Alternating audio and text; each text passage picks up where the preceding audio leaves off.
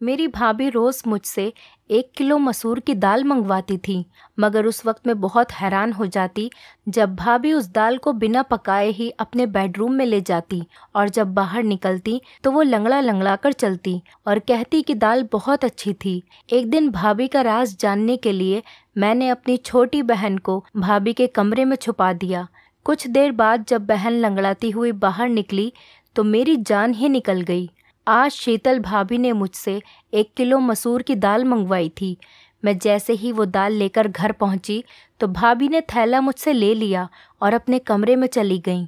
मैं हक्का बक्का रह गई कि भाभी को क्या हुआ। अभी आधा घंटा ही हुआ होगा कि मेरे भैया ऑफिस से जल्दी घर आ गए थे। उनकी तबीयत खराब थी और मैं अपने कमरे में ही बैठी थी। भैया को देखकर मैं जल्दी से उठकर उनके पास आ गई थी। मुझे उनकी चिंता सताने लगी थी, मगर वो बोले थोड़ी देर आराम करूँगा तो ठीक हो जाऊँगा। फिर उन्होंने अपने कमरे में जाने के लिए दरवाज़ा खोलने की कोशिश की तो दरवाज़ा अंदर से बंद था। भैया को कुछ शक हुआ तो भैया ने दरवाज़ा पीट डाला, मगर कमरे से तो भाभी की कोई आवाज़ ही नहीं आ रही थी। भैया ने मुझे घूर कर पूछा, शीतल कहाँ है और दरवाज़ा अंदर से क्यों बंद है? मैं घबरा गई और बोली, भैया भाभी तो कमरे में ही हैं, शायद उनकी आंख लग गई होगी, हो सकता है भाभी आराम कर रही हों। भाई ने ज़ोर ज़ोर से दरवाज़ा बजाया, फिर बोले, शीतल दरवाज़ा खोलो, जल्दी करो। लेकिन भाभी ने कोई आवाज़ नहीं दी। मैं भैया का हाथ पकड़कर उन्हें बाहर बरामदे में लेकर आ गई और बोली, आप यहाँ बैठ जाइए, मैं दरवाज़ा खुलवाती हूँ। अब मैंने ज़ोर ज़ोर से दरवाज़ा पीटना शुरू कर दिया और साथ ही साथ कहती रही कि भाभी दरवाज़ा खोल दो, भैया आराम करने के लिए घर आए हैं, उनकी तबीयत कुछ ठीक नहीं है। लेकिन अंदर इतनी शांति थी कि कोई हलचल ही नहीं हो रही थी। मैं भैया के पास आकर बैठ गई। उनका चेहरा गुस्से से लाल हो रहा था। मैं बोली, भैया आप मेरे कमरे में आराम कर लीजिए, हो सकता है भाभी सो गई हों। निशा भी तो सो ही रही है ना। भैया ने ना में सिर हिला दिया और मुझसे बोले कि तुम यहाँ से जाओ, तुम भी आराम कर लो। लेकिन मैं भैया के पास ही बैठी रही। तभी भैया के कमरे का दरवाज़ा खुला और भाभी लंगड़ाते हुए बाहर निकलने लगी। भैया एकदम गुस्से से उठे और भाभी पर चिल्लाते हुए बोले, कमरा अंदर से बंद क्यों था? तुम नहीं जानती क्या, मैं अपनी 2 मासूम बहनें तुम्हारे हवाले करके काम के लिए बाहर जाता हूँ। तुम तो हर रोज़ ही यही सब करती होगी। तुमने मेरी बहनों को अपना समझा ही नहीं है। मैं खुद 16 साल की कम उम्र और डरपोक सी लड़की थी। भैया के गुस्से को देखकर मैं खुद ही डर गई थी, मगर फिर भी मैं आगे बढ़ी और बोली, भैया आप गलत सोच रहे हैं। भाभी ने कभी हमको पराया नहीं समझा, वो माँ की तरह हम दोनों का ख्याल करती हैं। शायद आज भाभी की तबीयत ख़राब हो, इसीलिए वो सो गई होंगी। मेरी बात सुनकर भैया ने मेरे सिर पर हाथ फेरा और ख़ुद कमरे में चले गए।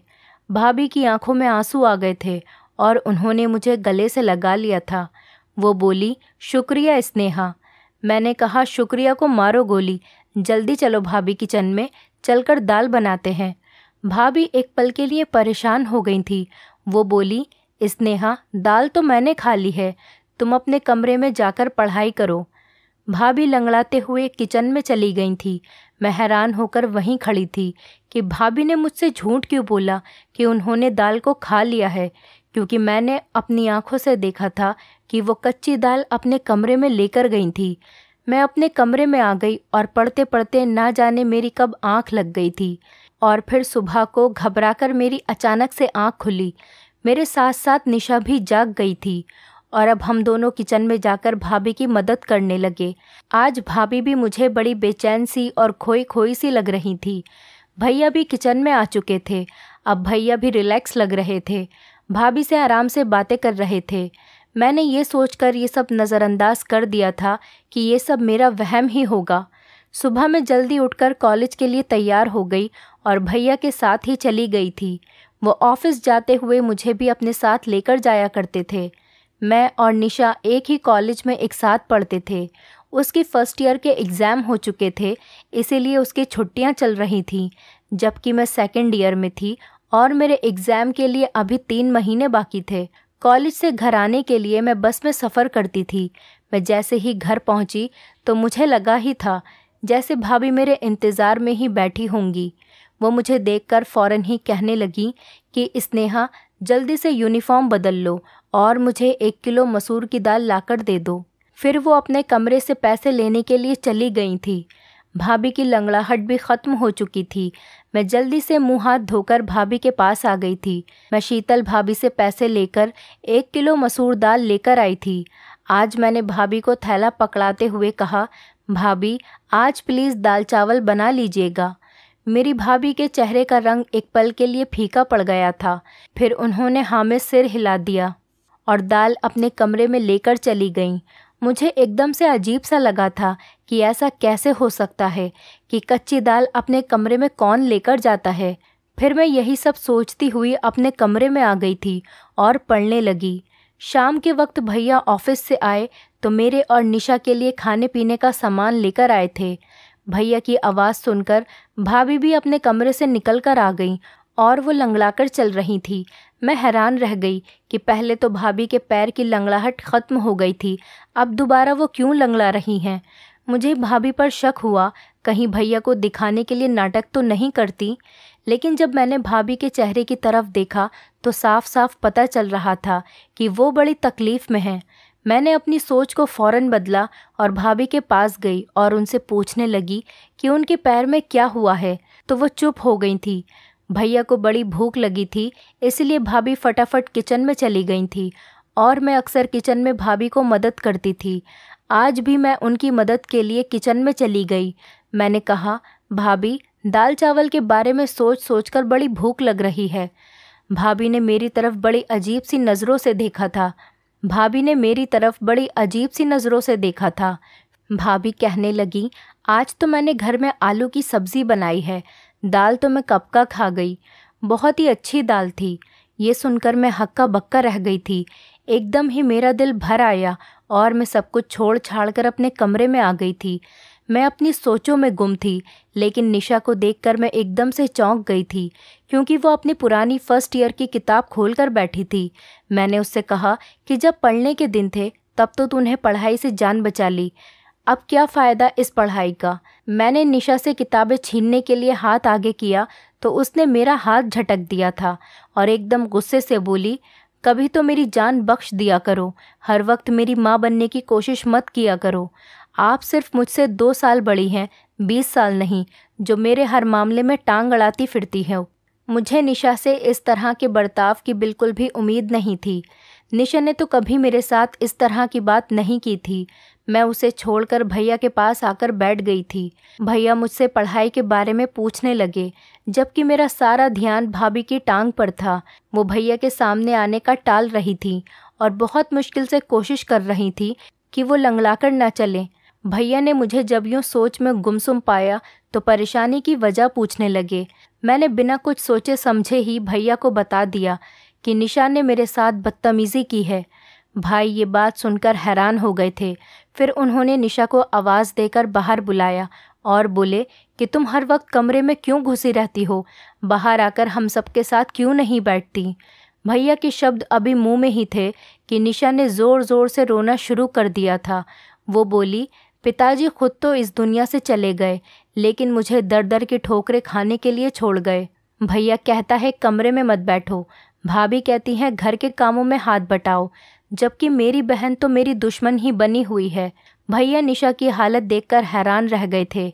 फिर भैया उठे और निशा को गले लगाकर प्यार करने लगे और बोले, निशा तुम जानती हो कि मैंने तुम्हें कभी भी अपनी बहन नहीं समझा, हमेशा अपनी बेटी ही समझा है।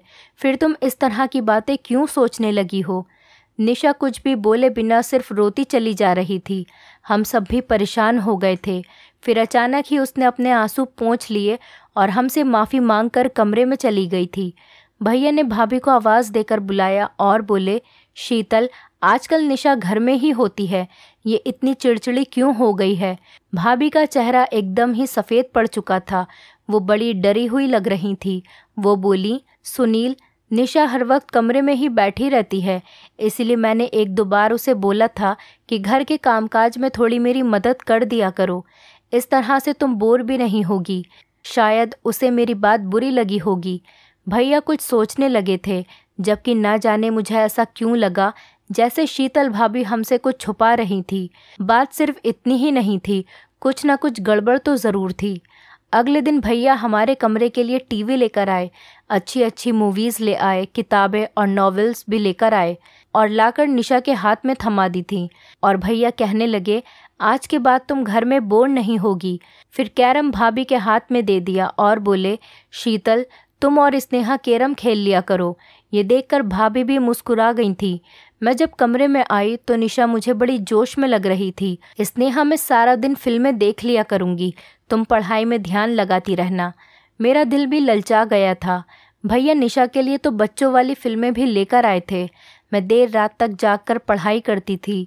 एक दिन मैं पढ़ाई कर रही थी, तब मैंने भाभी को अपने कमरे से निकलते हुए देखा। वो तेज़ तेज़ कदमों से चलती हुई छत पर चली गई थी। ना जाने इतनी रात को छत पर क्या करने गई थी।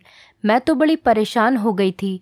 मैं पढ़ाई वगैरह सब भूलकर बाहर ही देखती रह गई थी। तकरीबन 1 घंटा छत पर बिताकर भाभी अपने कमरे में वापस चली गई थी। आखिर ये सब हो क्या रहा था? मैं इस फिक्र में घुलती जा रही थी, जबकि मेरा दिल पढ़ाई में नहीं लग रहा था। मैं कॉलेज से जैसे ही वापस आई तो भाभी ने मुझे पैसे थमा दिए और फिर से मुझे 1 किलो मसूर दाल लाने के लिए भेज दिया था। मैं कपड़े बदलने कमरे में गई तो ये देखकर दंग रह गई कि निशा फर्स्ट ईयर की किताबें फिर से पढ़ रही थी। मुझे देखकर वो इस तरह चौंक गई थी और झट से वो किताब सहित कमरे से बाहर निकल गई थी। मैंने सोचा कि पहले भाभी की दाल ला देती हूँ, फिर निशा को तो बाद में देखूंगी।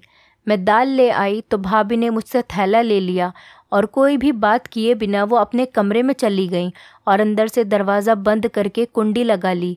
मैंने सब कुछ नज़रअंदाज किया और निशा की खबर लेने के लिए कमरे में गई तो वो मुझसे कहने लगी, स्नेहा तुम भाभी को ये रोज़ रोज़ दाल लाकर मत दिया करो।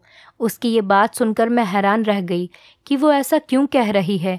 तो मैंने इस पर उससे पूछा, क्यों, क्या हुआ निशा? जल्दी से उठकर वो मेरे पास आई और कान में मुझे ऐसी बात बोल दी कि मेरा सिर चकराने लगा। मैं निशा की बात झुठला भी नहीं सकती थी, क्योंकि वो सारा दिन घर में ही होती थी। उसे तो भाभी के हर काम की बराबर जानकारी होती थी। मैंने निशा को कसम देकर मना कर दिया कि वो फ़िलहाल इस बात को किसी से भी ना कहे। मैं खुद इस सारे मामले की तहकीकात करूँगी, फिर सच सामने आ जाने के बाद ही कुछ फ़ैसला करेंगे। मैं पढ़ने बैठ गई तो निशा टेरेस पर चली गई थी। पढ़ाई में मेरा दिल बिल्कुल भी नहीं लग रहा था। मैं निशा और भाभी की वजह से बहुत परेशान थी। ये दोनों ही बड़ी अजीब अजीब सी हरकतें कर रही थी। मैं अपनी सोचों में गुम थी कि तभी भाभी कमरे से बाहर निकल आई और वो लंगड़ाते हुए चल रही थी। मुझे दाल में कुछ काला लग रहा था। मैंने भाभी से कहा, भाभी दाल कहाँ गई? तो भाभी बोली कि वो तो मैंने खा ली, बड़ी ही अच्छी दाल थी। तो ये सुनकर मैं चुप हो गई और फिर भाभी लंगड़ा लंगड़ा कर चलती हुई घर के काम कर रही थी। तब अचानक मुड़कर बोली, निशा कहाँ है? तो मैंने उन्हें बताया कि वो छत पर गई है।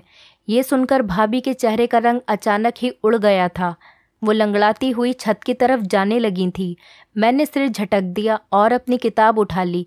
ये दोनों तो पागल हैं, मुझे भी पागल कर देंगी। लेकिन मेरा दिल पढ़ाई में नहीं लग रहा था। भाभी को छत पर गए हुए बहुत देर हो गई थी। मैं भी उन दोनों के पीछे ही छत पर चली गई। सीढ़ियों पर चढ़ते हुए मैं भाभी की आवाज़ आसानी से सुन सकती थी। भाभी निशा को बुरी तरह से डांट रही थी। निशा के रोने की आवाज़ भी आ रही थी। मेरा दिल अपनी बहन के लिए टूट सा गया था। मैं जैसे ही छत पर पहुंची तो भाभी मुझे देखकर डर गई थी। उन्होंने निशा को गले से लगाया और प्यार से बोली, कैरम नहीं खेलोगी अपनी भाभी के साथ? निशा ने भी अपने आंसू पोंछ दिए थे और ज़बरदस्ती मुस्कुराने की कोशिश कर रही थी। मैं उन दोनों को हैरत से देख रही थी। मैंने निशा का हाथ पकड़ा और उसे खींचते हुए नीचे लेकर आ गई थी। उसे कमरे में लाकर मैंने पूछा, भाभी तुम्हें क्यों डांट रही थी? निशा घबरा गई और बोली, नहीं तो भाभी मुझे क्यों डांटेंगी, बल्कि वो तो मुझसे बहुत प्यार करती हैं। मैं कुछ सोचकर चुप हो गई थी। मैंने कहा, निशा मुझे तुम्हारी मदद की ज़रूरत है। मैं भाभी का राज जानना चाहती हूँ। उस दिन तुमने जो मुझे बात बताई थी वो सिर्फ तुम्हारा वहम था, लेकिन मैं चाहती हूँ कि तुम मुझे असली सबूत ला कर दो। कल जब मैं भाभी को दाल ला कर दूँगी तो तुम उनके कमरे में छुपकर देखना कि वो दाल कैसे खाती हैं और फिर लंगड़ाकर क्यों चलने लगती हैं। मेरी बात सुनकर निशा एकदम से मुस्कुरा गई थी। वो बोली, स्नेहा, मैं तुम्हारा साथ दूंगी। अगले दिन कॉलेज से वापस आते समय मैं अपने दिमाग में सारा प्लान फिट करके आई थी। घर पहुंची तो मैंने भाभी को मेरा इंतज़ार करते हुए पाया था। वो बोली, स्नेहा, जल्दी से दाल लाकर दे दो।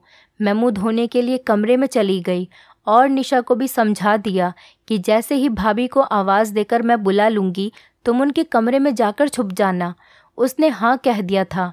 मैंने भाभी को आवाज़ दी और कहा, भाभी, दाल अब महंगी हो गई है, थोड़े पैसे और देने पड़ेंगे।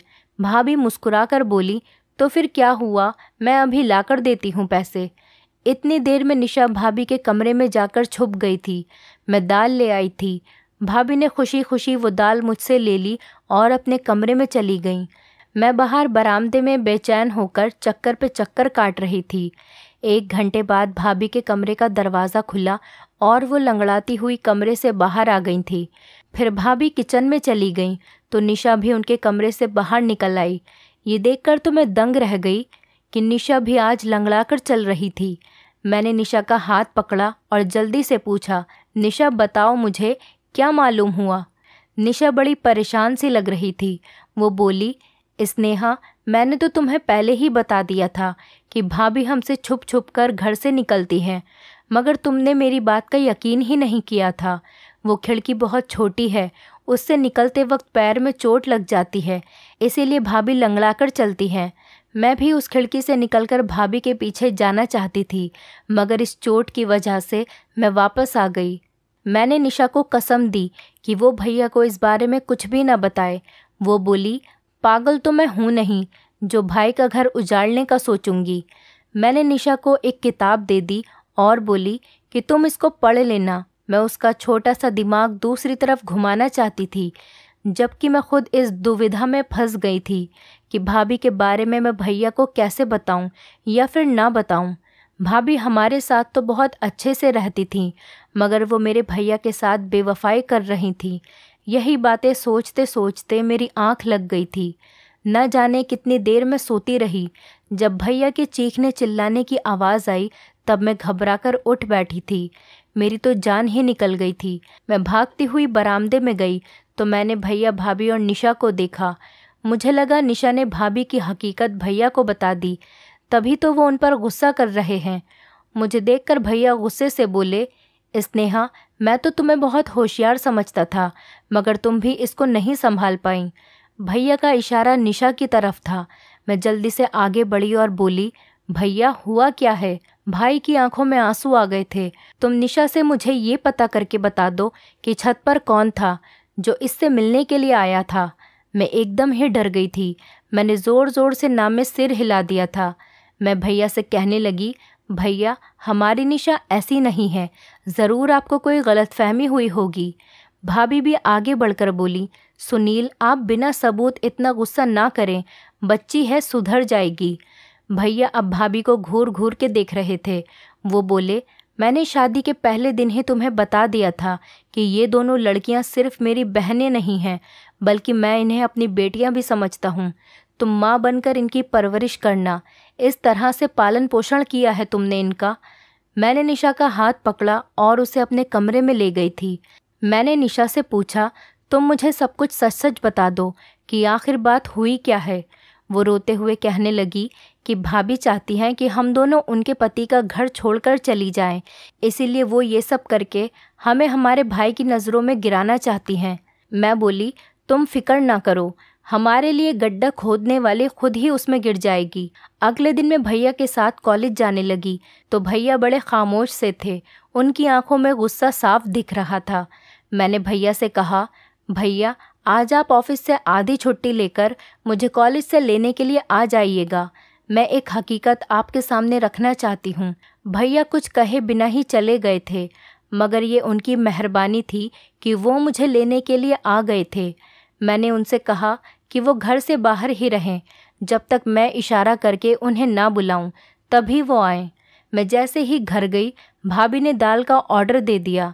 थोड़ी देर बाद जब मैं दाल लेने बाहर निकली तो भैया आगे बढ़े और बोले, कहाँ जा रही हो।